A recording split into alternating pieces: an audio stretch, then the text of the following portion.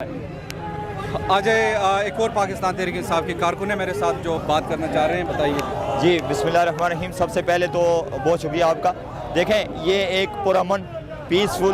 پاکستان کی سب سے بڑا جو پیسفل یہ احتجاج تھا، یہ چل رہا تھا اور انشاءاللہ تعالی اب بھی چلتا رہے گا۔ اس کو سبوتاژ کرنے کے لیے ایک سازش رچائی گئی ہے، لیکن اللہ تعالیٰ کی ذات بڑی ہے، بچانے والی ذات بڑی ہے، مارنے والے سے بڑی ہے، اور اللہ تعالیٰ کی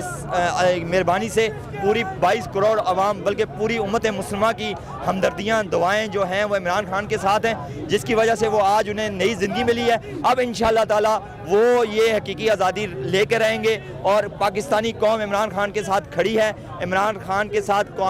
کمیٹڈ ہے، اور پوری پاکستانی قوم یہ فیصلہ کر چکی ہے کہ ہم عمران خان اور حقیقی آزادی کے لیے آخری حد تک لڑیں گے، چاہے ہماری جانوں کا نذرانہ بھی پیش کرنا ٹھیک ہے، بہت شکریہ۔ آپ بتائیے، آپ کافی دکھی نظر آ رہے ہیں اور یقیناً ایک دکھ کا واقعہ تو ہے۔ جی بالکل ایسا ہی ہے، جیسا کہ خان صاحب پہلے ہی اپنی جان کے حوالے سے خطرات سے قوم کو آگاہ کر چکے ہیں، اور قوم بخوبی قاتلوں سے بھی واقف ہے اور یہ حملہ کرنے والا سے بھی واقف ہے، لیکن یہ جو اس ٹائم ایک حقیقی آزادی کی تحریک جو عملی طور پہ جاری تھی اور اس پر یہ حملہ کیا گیا ہے، اور خان صاحب نے آج کہا تھا کہ میں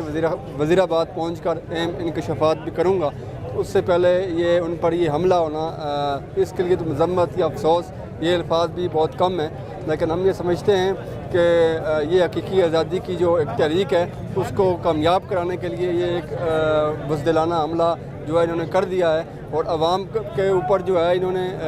چونکہ مسلط کیے گئے یہ لوگ ہیں، اور جن لوگوں نے ان کو مسلط کیا ہے، چونکہ پچھلے ایک ہفتے سے آپ دیکھ رہے ہیں ملک کے اندر مختلف پریس کانفرنسز ہو رہی ہیں، اور اس سے ایک بخوبی اندازہ تھا کہ اس کے علاوہ خان صاحب کو رستے سے ہٹانے کے لیے ان کے پاس کوئی حربہ رہ نہیں گیا۔ بہت شکریہ۔